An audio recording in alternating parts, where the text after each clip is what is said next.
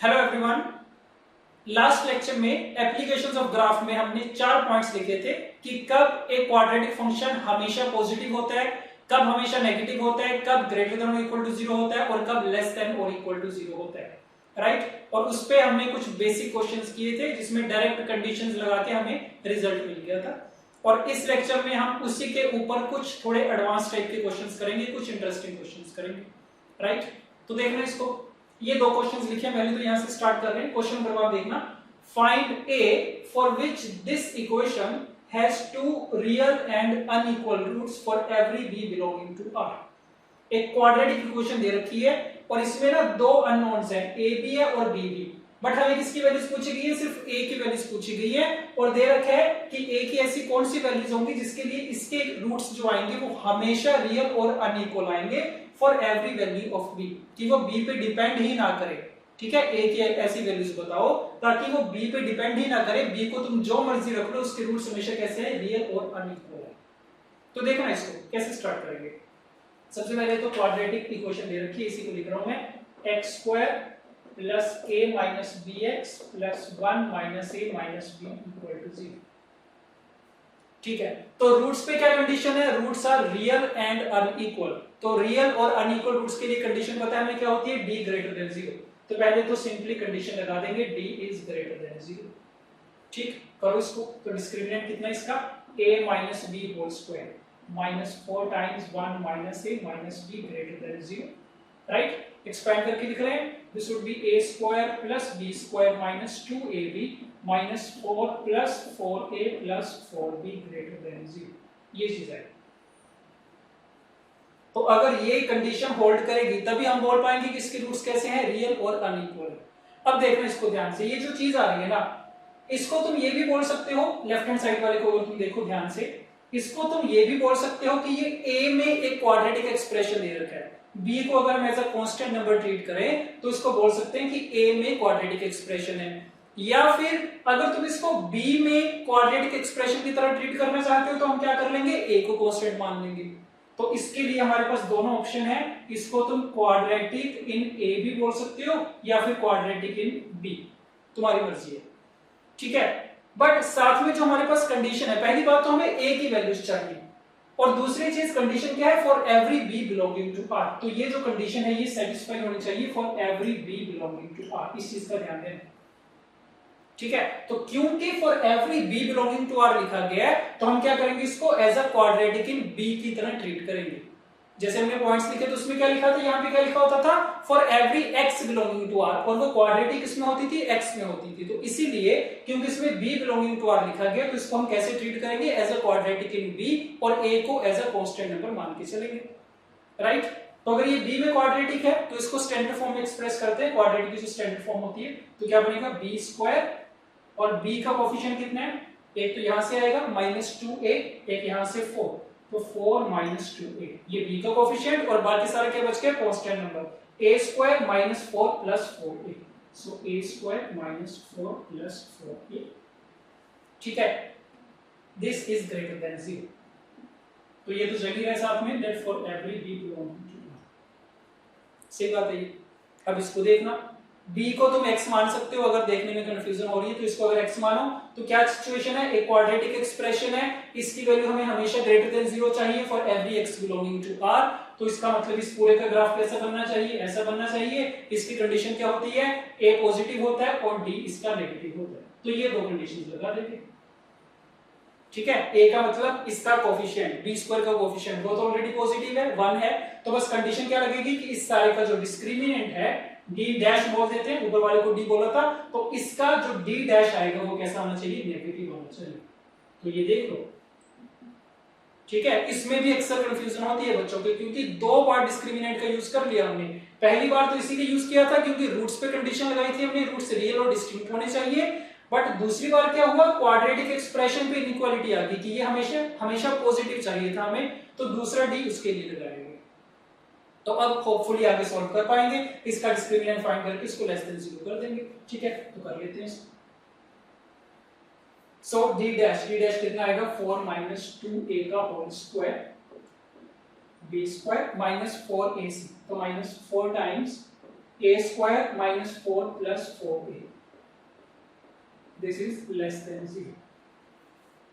ठीक, तो यहां से ब्रैकेट के अंदर में से 2 कॉमन आएगा, 2 का स्क्वायर आ जाएगा, 4 4 कैंसिल आउट हो जाएगा, तो ये कितना बचेगा 2 माइनस a का होल स्क्वायर माइनस का a square minus 4 plus 4a less than 0। So this is 4 plus a square minus 4a minus a square plus 4 minus 4a less than 0। ये चीज बन रही है, तो a square minus a square cancel out, 8a greater than 8, so a is greater then 1। तो तुम्हारे सामने है a की वैल्यूज पूछी गई थी, तो a की वैल्यूज क्या आ गई, ग्रेटर देन 1 आ गई। So a belongs to 1 to infinity.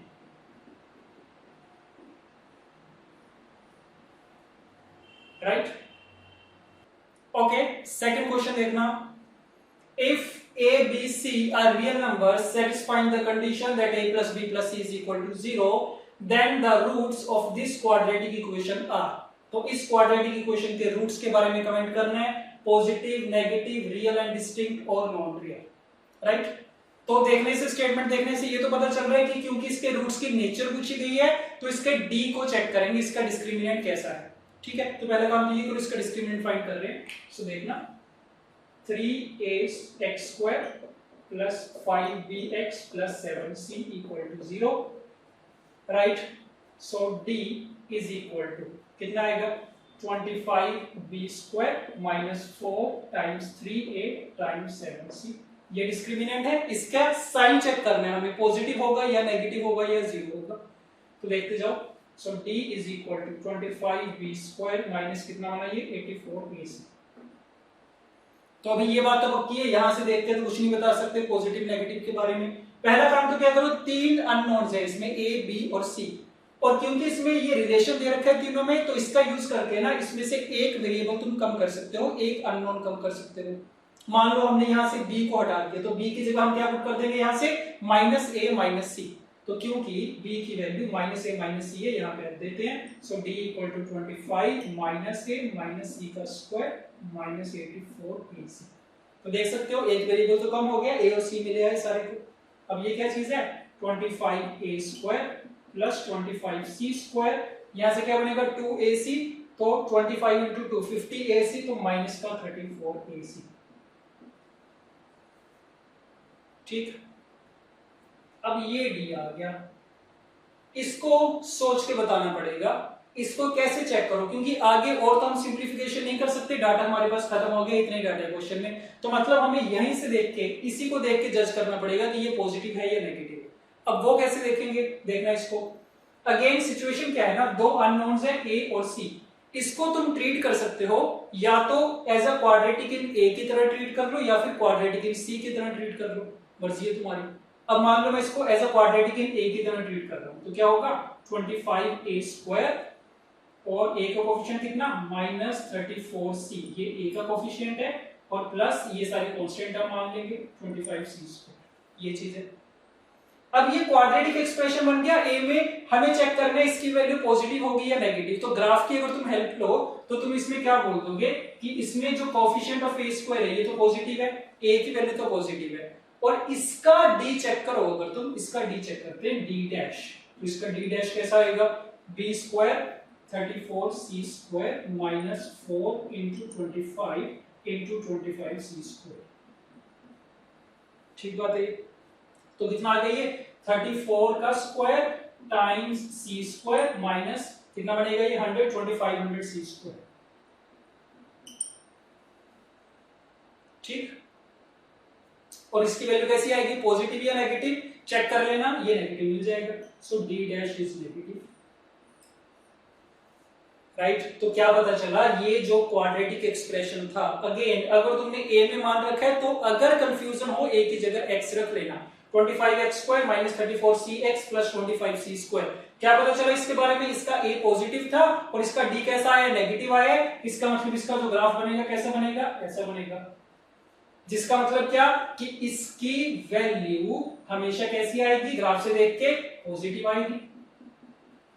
ये तो बता रहा है ग्राफ में कि इसका a पॉजिटिव है और d नेगेटिव है, तो इसकी वैल्यू कैसी आएगी, हमेशा पॉजिटिव आएगी। तो क्या पता चल गया कि ये जो डिस्क्रिमिनेंट है दिस इज ऑलवेज पॉजिटिव। तो क्योंकि इस क्वाड्रेटिक इक्वेशन का डी पॉजिटिव है तो इसका मतलब इसके रूट्स कैसे हो जाएंगे, रियल एंड डिस्टिंक्ट हो जाएंगे। ये तो पूछा गया था, ठीक है। तो इन क्वेश्चंस के लिए थोड़ी सी प्रैक्टिस की रिक्वायरमेंट होती है अगर तुम पहली बार कर रहे हो, क्योंकि इसमें भी क्या हो गया, पिछले क्वेश्चन की तरह 2 बार डिस्क्रिमिनेंट यूज किया हमने, पहले इसके रूट्स के लिए, उसके बाद जब हमने डिस्क्रिमिनेंट निकाला तो ये खुद में भी क्या आ गया, क्वाड्रेटिक एक्सप्रेशन आ गया, तो उसका हमने क्या किया, फर्दर डिस्क्रिमिनेंट चेक किया, ठीक। Coming to the next two questions, question number 1 is let this quadratic expression is greater than और equal to this for every x and y belonging to R, then find the possible integers in the range of a. a की range find करनी है, मतलब a की values find करनी है। एक बार अगर हम a की वैल्यूज फाइंड कर पाए तो देख के बता देंगे उसमें कितने इंटीजर्स इंक्लूडेड हैं, ठीक है। तो देखना इसको, स्टेप नंबर 1 तो x² + y² + xy - ax - ay + 1 greater than or equal to 0, ये चीज है। और साथ में दे रखा है for every x and y belonging to R. ऐसी चीज जब भी साथ में दे रखी हो इसको इग्नोर नहीं करना, इनफैक्ट इसका सबसे ज्यादा सिग्निफिकेंस है इसमें, ठीक। तो देखते हैं सिचुएशन क्या है, x में क्वाड्रेटिक की तरह ट्रीट कर लो इसको या फिर y में कर लो, तुम्हारी मर्जी है। तो अगर मैं इसको x में करूं तो इसको मैं लिख रहा हूं x² + x टाइम्स कितना, y - a, ये x का कोफिशिएंट, y वाली जितनी टर्म है उसको एज अ कांस्टेंट ट्रीट करेंगे, तो y² - ay + 1 greater than or equal to 0। और ये तो सारा थ्रू आउट चलेगा साथ में, ये कंडीशन तो रहेगी, ठीक है। बट क्योंकि अभी हमने इसको x में एज अ क्वाड्रेटिक ट्रीट किया है तो अभी हमें सिर्फ x से मतलब है, तो इसको मैं लिख रहा हूं for every x belonging to r, x की सारी रियल वैल्यूज के लिए ये वाला क्वाड्रेटिक एक्सप्रेशन कैसा होना चाहिए, ग्रेटर देन और इक्वल टू 0 होना चाहिए। तो ये तो हमने पॉइंट में लिखा हुआ है। इसके लिए कंडीशन, 2 कंडीशंस होती हैं, a पॉजिटिव और d कैसा, लेस देन और इक्वल टू 0। तो a तो ऑलरेडी पॉजिटिव है, बस कंडीशन क्या लगेगी कि d कैसा होना चाहिए, लेस देन और इक्वल टू 0, ये कंडीशन लगा दो। सो दिस इंप्लाइज, करते हैं इसको, y - a का whole square -4 times y² - ay + 1 less than और इक्वल टू 0। करते हैं simplify, so y² - 2ay plus a square minus 4y square plus 4ay - 4 less than or equal to 0। क्या कुछ बनेगा, माइनस का 3y square है उस तरफ भेज दो, 3 का y square बनेगा, प्लस का 2ay है उस तरफ जाके -2ay plus 4 minus a square greater than or equal to 0। यहां तक आ गए। अगेन क्या नोटिस करेंगे, लेफ्ट हैंड साइड पे क्या है, y में क्वाड्रेटिक एक्सप्रेशन है, और तो मैं कंडीशन यहां पे y के लिए लिख लूं, y वाली कंडीशन लिख लेते हैं for every y belonging to r। तो फिर से उसी टाइप की सिचुएशन है, ये वाला क्वाड्रेटिक एक्सप्रेशन हमेशा ग्रेटर देन और इक्वल टू 0 होना चाहिए। 2 conditions, a should be positive and d should be negative, less than और इक्वल टू 0। तो इसके लिए भी कंडीशन लगेगी, d डैश लिख लेते हैं, लेस देन और इक्वल टू 0 होना चाहिए, ठीक। अगेन वही चीज चल रही है जो पहले की थी, पहले x के लिए की थी, अभी y के लिए कर रहे हैं। तो कर लो इसको, कितना बन गया, 4a² - 4 × 3 × 4 - a² लेस देन और इक्वल टू 0। 4 कैंसिल आउट, कितना बनेगा ये, a² - 12 + 3a² लेस देन और equal to 0। So this is 4a² less than और equal to 12, that means a² is less than और इक्वल टू 3। यहां से a की वैल्यूज कौन सी आ गई, a बिलोंग्स टू -√3 से √3। So these are the required values of a। और हमसे पूछा गया था फाइंड द पॉसिबल इंटीजर्स, देख के बता दो इस रेंज के अंदर कितने इंटीजर्स आएंगे। तो √3 की अप्रोक्सीमेट वैल्यू 1.732, तो वहां से तुम देख पाओगे कौन कौन से इंटीजर्स आ जाएंगे, एक तो -1 आ जाएगा, 0 आ जाएगा, 1 आ जाएगा। तो ये फाइनल आंसर मिल गया तुम्हें, ठीक है। Okay, last question, let x y z belongs to real numbers such that, ये 2 इक्वेशंस दे रखी हैं x y z के बीच में, then find the range of values of x y and z। तीनों की वैल्यूज बतानी है कौन कौन सी आएगी, x की, y की, z की। तो बेसिकली 3 पार्ट्स हैं क्वेश्चन के, ठीक है। तो किसी एक के लिए सॉल्व कर लेते हैं, x के लिए सॉल्व कर रहे हैं, मान लो x की वैल्यूज फाइंड करनी है, ठीक। तो देखना है इसको, 2 इक्वेशंस है, वेरिएबल तो 3 है, ठीक है। देखना, मान लो ये वाली इक्वेशन उठा रहे हैं हम, xy + yz + zx = 7। अभी फिलहाल इसमें 3 वेरिएबल्स हैं, क्या करो इसका यूज करके एक वेरिएबल कम कर लेते हैं, ठीक है। और क्योंकि हम x की वैल्यूज फाइंड करने जा रहे हैं तो x को तो रहने दो, या तो y को एलिमिनेट कर दो या फिर z को एलिमिनेट कर दो। तो मान लो हम y को एलिमिनेट कर रहे हैं इसमें से, तो क्या करेंगे यहां से y की वैल्यू उठाओ, यहां पे पुट कर दो, तो क्या बनेगा ये x टाइम्स y की वैल्यू कितनी 6 माइनस x माइनस z, ये हो गया। और यहां से अगर तुम देखोगे क्या बनेगा, ये z कॉमन आएगा, z times y plus x बनेगा, तो plus z times y plus x, y plus x की वैल्यू पूरी यहां से आ जाएगी कितनी 6 माइनस z आ जाएगी, so 6 minus z equal to 7, right. तो ये पूरी इक्वेशन किस में क्रिएट करनी है हमने, x में और z में एक्सपेंड कर रहे हैं इसको, 6x minus x square minus xz plus 6z minus z square minus 7 equal to 0। या तो x में क्वाड्रेटिक की तरह ट्रीट कर लो या फिर z में कर लो। हमें x की वैल्यूज चाहिए तो क्या कर रहे हैं z में कर रहे हैं, इसको पता चलेगा अभी, ठीक है। तो क्या कर रहे हैं z स्क्वायर उस तरफ भेज रहे हैं, 6z माइनस xz है तो z का कोफिशिएंट कितना आ जाएगा x माइनस 6 आ जाएगा, और प्लस का x square minus 6x plus 7 equal to 0, ठीक। अब ये z में क्वाड्रेटिक है, इसको अगर तुम सॉल्व करोगे क्या मिलेगा, z की वैल्यूज मिलेंगी। और z के बारे में हमें क्या दे रखा है कि z एक रियल नंबर है, तो क्योंकि यहां से z एक रियल नंबर है इसका मतलब ये इसको सॉल्व करके इसके जो रूट्स आने चाहिए, जो z की वैल्यूज आनी चाहिए वो रियल आनी चाहिए, तो इसका मतलब ये कि इसके जो रूट्स हैं वो रियल रूट्स हैं इक्वेशन में, इसके रूट्स आर रियल। और अगर रियल रूट्स हैं तो रियल रूट्स की कंडीशन क्या होती है कि इसका जो d होगा वो ग्रेटर देन और इक्वल टू 0 होगा, ठीक। z में इक्वेशन थी, z कैसा था, रियल नंबर था, इसका मतलब इसके जो रूट्स आने चाहिए वो रियल आने चाहिए, तो उसकी कंडीशन हम लगा दी d ग्रेटर देन और इक्वल टू 0। तो देखने से पता चल रहा है जब d वाली कंडीशन लगाओगे तो x में क्वाड्रेटिक बन जाएगी, ठीक है। तो x में क्वाड्रेटिक बनाते हैं, तो d क्या आ गया x माइनस 6 का whole square minus 4 times x square minus 6x plus 7 greater than और इक्वल टू 0। इसको सॉल्व कर लो, x की वैल्यूज मिल जाएंगी। सो this is x square minus 4x square कितना माइनस, चलो एक्सपेंड करते हैं इसको, माइनस का 3x स्क्वायर माइनस का 12x और प्लस का 24x, तो प्लस का 12x हो गया, प्लस का 36 आएगा माइनस का 28 आएगा, तो प्लस का 8 आ गया ग्रेटर देन और इक्वल टू 0, माइनस से मल्टीप्लाई, सो 3x square minus 12x minus 8 less than और इक्वल टू 0, राइट।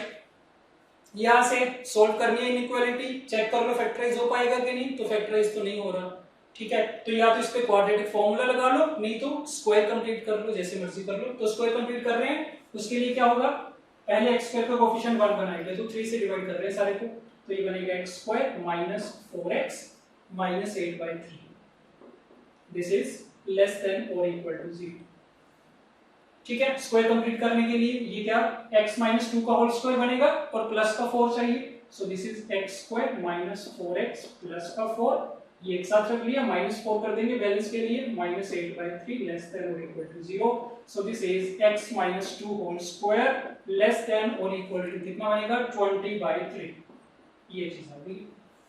तो इसका मतलब क्या कि x माइनस 2 की जो वैल्यू है किसके बीच में लाई करेगी, माइनस ऑफ स्क्वायर रूट 20/3 से लेके प्लस का स्क्वायर रूट ऑफ 20/3, ठीक है। 2 ऐड कर देते हैं तो कितना बन जाएगा, ये 2 माइनस स्क्वायर रूट ऑफ 20 कितना होता है, this is 2 times root 5/3, similarly यहां पे भी 2 प्लस 2 टाइम्स रूट 5/3, ठीक है। सो x की रेंज मिल गई, x belongs to 6 minus 2 root 5/3 से लेके 6 प्लस 2 रूट 5/3। तो अगर तुम ये सारे स्टेप्स नहीं करना चाहते तो सिंपली यहाँ पे क्वाड्रेटिक फॉर्मूला लगाओ, x के दो रूट्स मिलेंगे, ये वाला और ये वाला, तो पता है क्योंकि लेस देन और इक्वल टू 0 वाली इनइक्वालिटी, तो x की वैल्यू इन दोनों रूट्स के बीच में आ जाएगी, राइट। तो ये वाला फर्स्ट वाला पार्ट हमने कंप्लीट कर लिया कि x की वैल्यूज पूछी गई थी, x की वैल्यूज हमने फाइंड करके दिखा दी। देख लेना इसको एक बार दोबारा से अच्छे से, ठीक, ओके।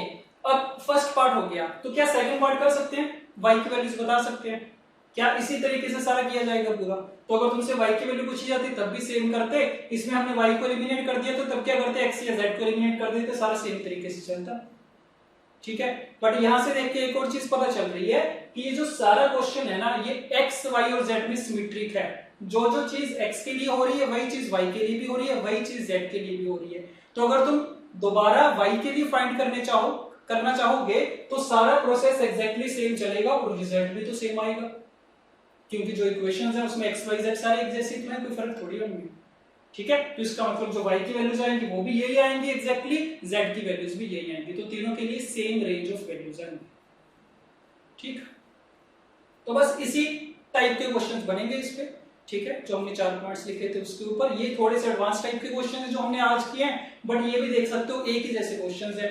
ठीक है, दो बार डिस्क्रिमिनेंट यूज हो रहे हैं, बस एक स्टेप एक्स्ट्रा हो गया। पिछले लेक्चर में हमने जो किए थे उसमें एक ही बार डिस्क्रिमिनेंट का यूज करके काम चल जाता था।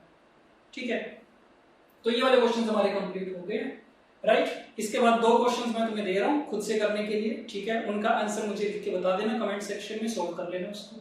ठीक है, तो लिख रहे हैं 2 क्वेश्चंस। हाँ जी, तो ये 2 क्वेश्चंस लिखे हैं आपके लिए, DIY 1 डू इट योरसेल्फ, ठीक है, 1 एंड DIY 2।